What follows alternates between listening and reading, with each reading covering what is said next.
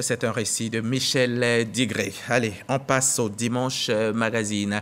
Dimanche Magazine, vous savez, c'est ce rendez-vous que vous aimez tant et qu'on aime tout autant.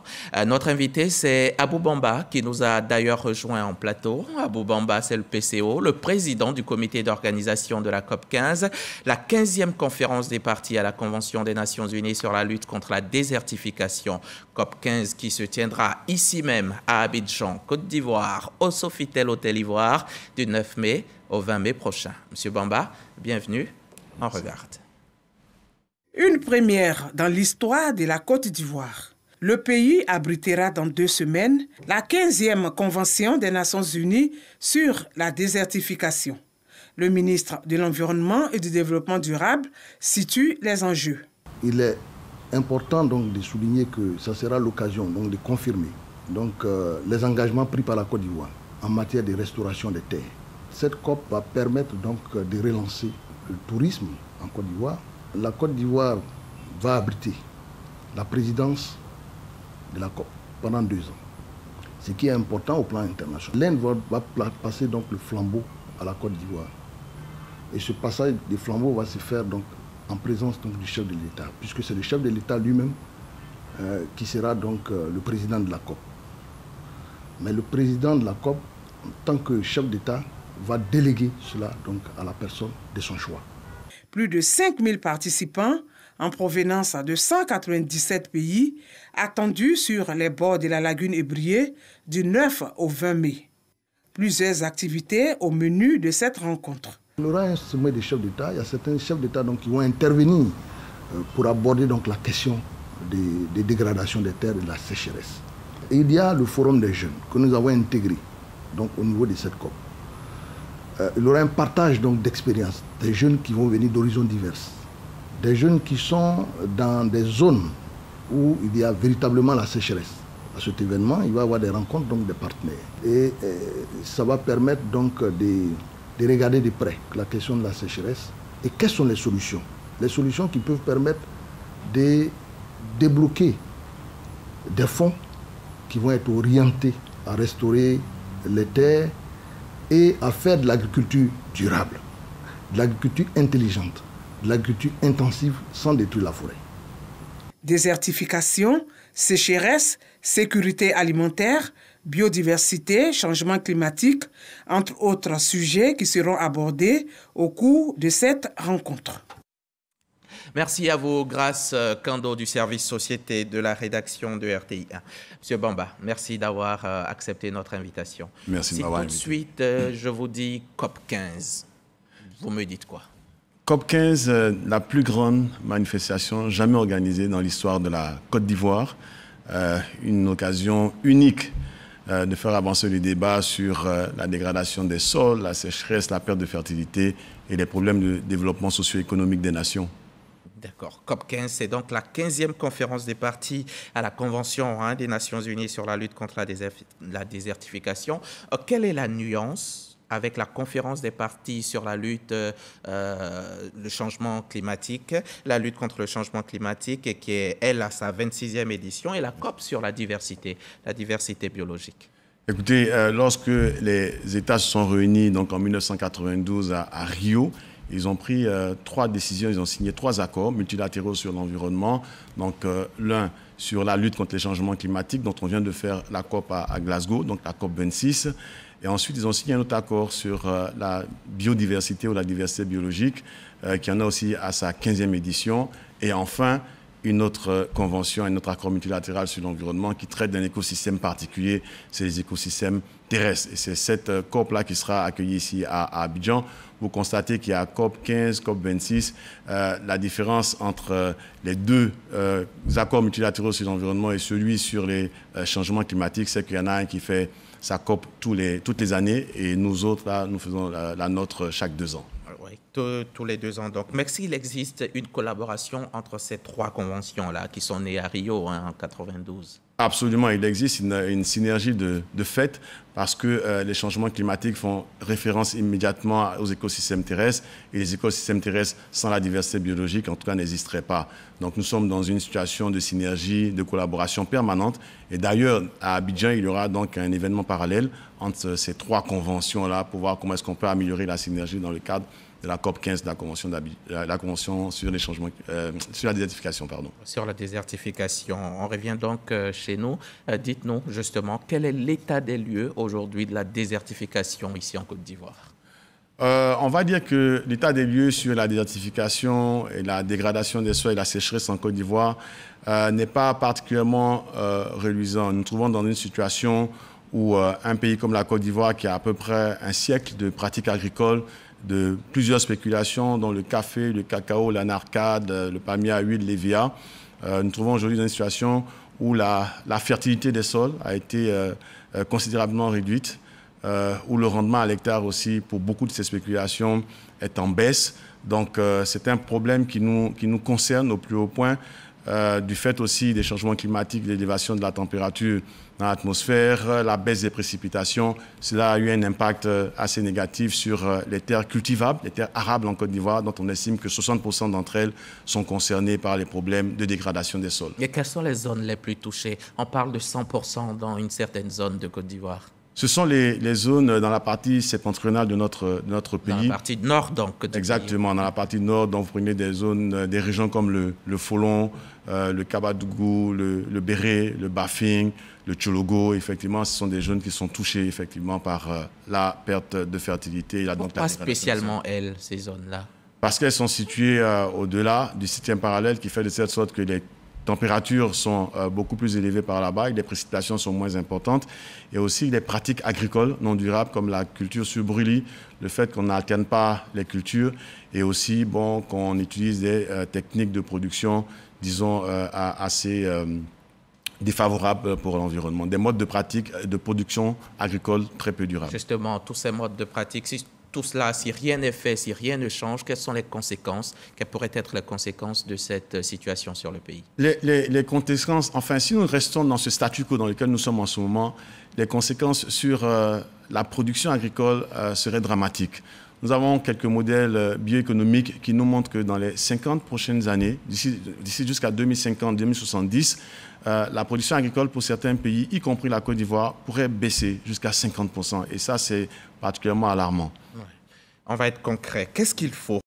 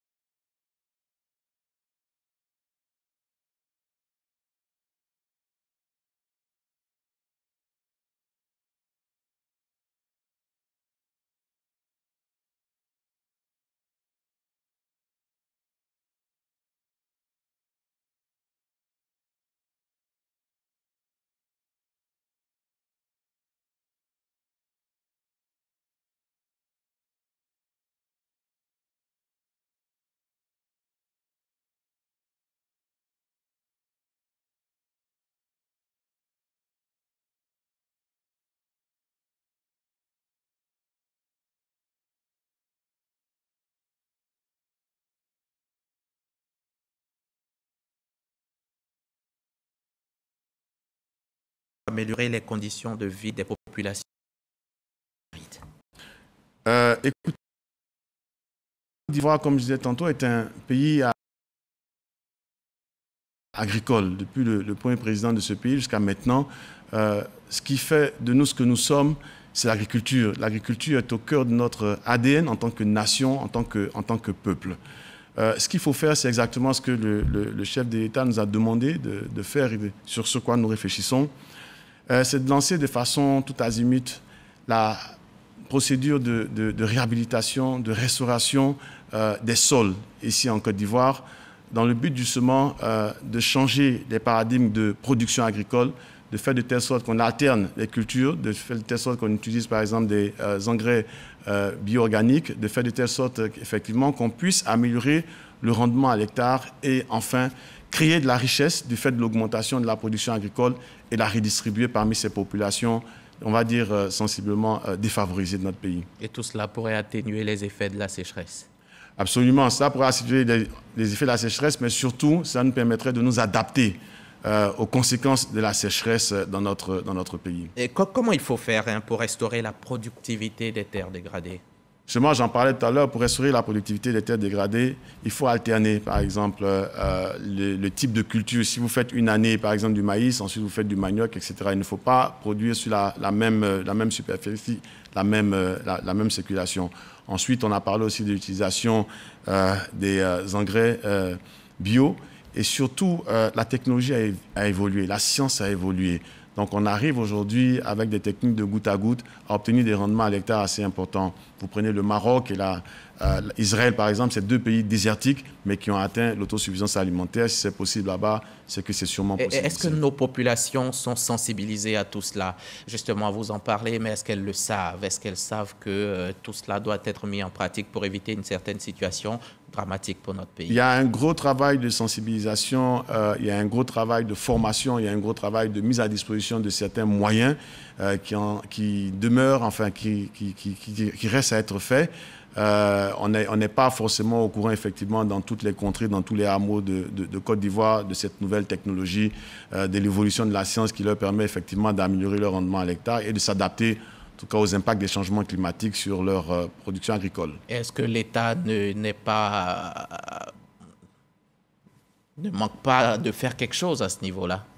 L'État fait avec ses moyens, différents ministères sectoriels, différents ministères de l'agriculture, des femmes, des jeunes, de l'hydraulique, tout ce que vous pouvez imaginer.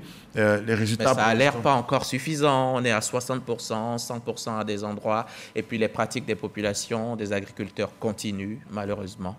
Bon, il faut comprendre aussi qu'il y a une série de facteurs qui permettent d'expliquer cela. Des facteurs humains, donc des pratiques agricoles non durables, puis des facteurs naturels, donc la température augmente, les précipitations sont moins importantes. Donc l'État fait avec ses moyens. Mais je pense que nous sommes dans une dynamique de la COP 15 et le président de la République nous a demandé de faire de telle sorte que ce soit la COP de l'action, que ce ne soit pas une COP de résolution. Et c'est à ce à quoi nous nous attelons en ce moment. Justement, on va y revenir. La COP 15, qu'est-ce que vous nous réservez à cette COP 15, cet événement d'envergure prévu le 9 mai?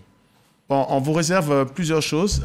Parmi les plus importantes, c'est le sommet des chefs d'État. Le président de la République... Il va ouvrir, hein, ce sera le 9. Effectivement, le 9, à partir de 10 h, le chef d'État sera là avec plusieurs autres chefs d'État. On va laisser au chef d'État lui-même la primeur d'annoncer la liste des chefs d'État qui seront là.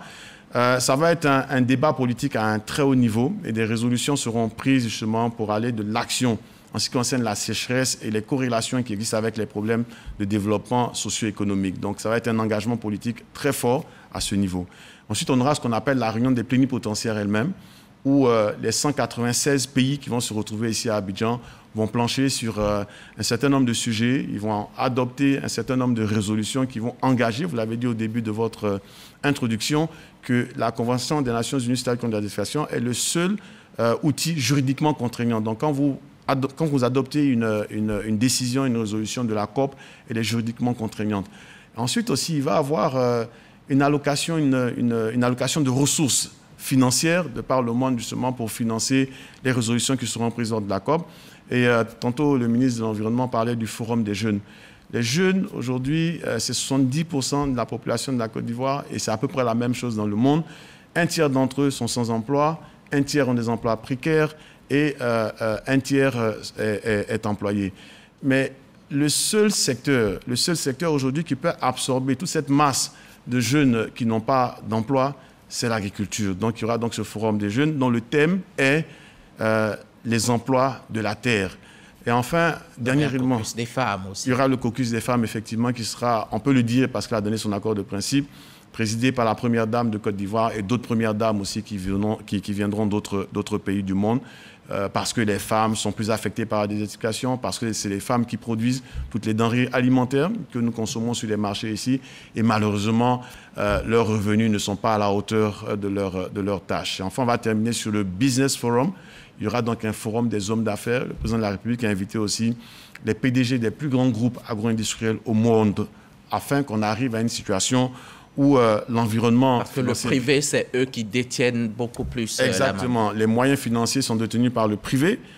Tous ces groupes-là, la plupart, c'est 40 milliards d'euros de chiffre d'affaires.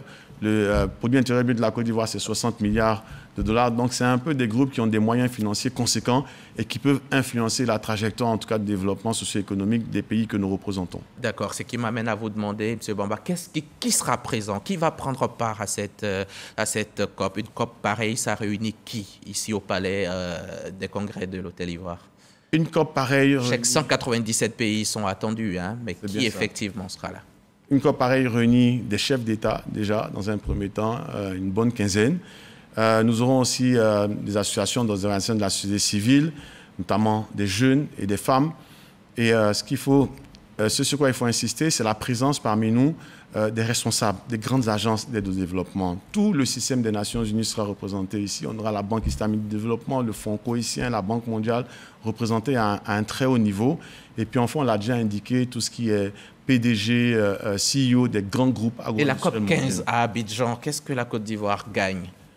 Nous avons deux types de bénéfices, on va dire, d'effets bénéfiques pour notre pays. Le premier, c'est les effets financiers. Nous sortons d'une crise, la maladie à Covid-19, où des secteurs comme les transports, l'hôtellerie, la restauration, le tourisme ont particulièrement souffert de cette pandémie. Donc, le fait d'avoir 5 000 à 10 000 personnes dans ce pays et que les Nations Unies viennent investir plusieurs dizaines de millions de dollars dans notre économie, cela va avoir des effets induits sur les secteurs dont je viens de parler. Les gens vont dépenser leur argent dans des chambres d'hôtel, ils vont dépenser dans des taxis, dans des maquis, dans des restaurants, chez des artisans. La moitié des taxes qu'il y a sur les billets d'avion vont au gouvernement. Donc, c'est les effets financiers induits directs dans notre économie qu'il faut voir. Ensuite, la Côte d'Ivoire aura l'occasion d'influencer le débat sur la gouvernance des terres pendant 2 ans, parce que la Côte d'Ivoire va prendre la tête de la Convention pendant 2 ans. Donc le chef de l'État ou le représentant qu'il aura désigné va se déplacer partout dans le monde, notamment à l'Assemblée générale des Nations Unies, pour porter ce message, faire le bilan et solliciter en tout cas des financements pour le développement de la Côte d'Ivoire. Et on attend de la Côte d'Ivoire qu'elle soit à l'origine d'une grande initiative, justement ici à Abidjan, l'initiative d'Abidjan.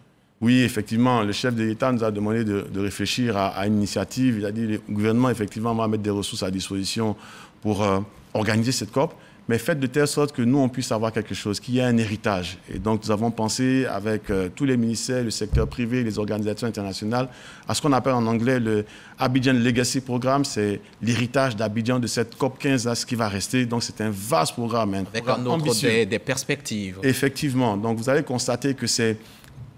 Aujourd'hui, nous sommes à plus de 1,5 milliard de dollars, donc environ 700-800 milliards, on va dire, de francs CFA, qui vont être alloués effectivement à la Côte d'Ivoire pour restaurer et réhabiliter les sols, faire de telle sorte qu'elles retrouvent en tout cas leur propriété de production, mais surtout augmenter de façon exponentielle la production agricole dans notre pays de 2 ou 3 points.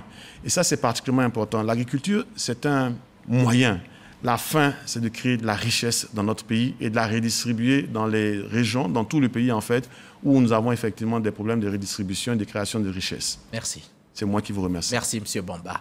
Abou Bamba, vous avez une riche carrière de bientôt 30 ans dans le domaine de l'environnement et du développement durable. Par ailleurs, vous êtes secrétaire exécutif de la Convention d'Abidjan sur les océans et coordinateur régional du plan d'action du programme des Nations Unies pour l'environnement sur les océans en Afrique de l'Ouest, du Centre et du Sud.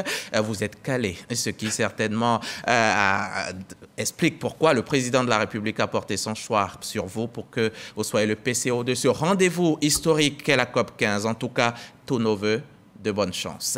Et merci d'avoir pu être avec nous et revenez nous voir pour faire le point. Absolument. Quant à vous, chers téléspectateurs, on se revoit jeudi. Merci de nous faire confiance.